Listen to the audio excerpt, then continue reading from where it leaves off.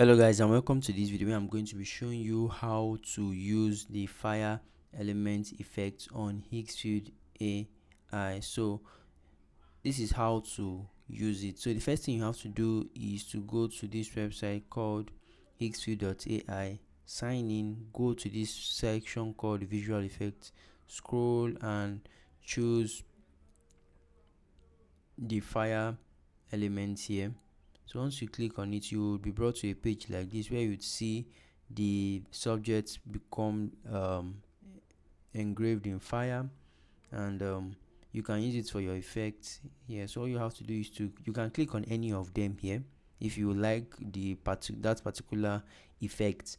But if you don't, if you want to create your own customized version, just click on generate and you'll be brought to a page where you can actually upload your image and wait for perfect customization. So I've gone ahead to upload an image here.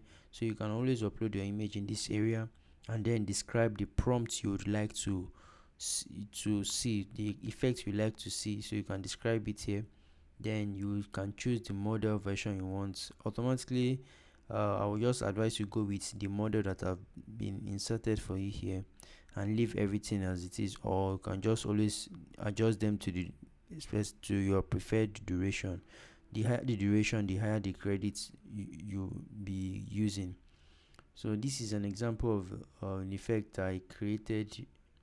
So in all honesty, this AI is the best for creating great VFX effects with AI. So if you've created anyone, let me know in the comment section. I'll see you guys in the next one. Do have a great day, guys.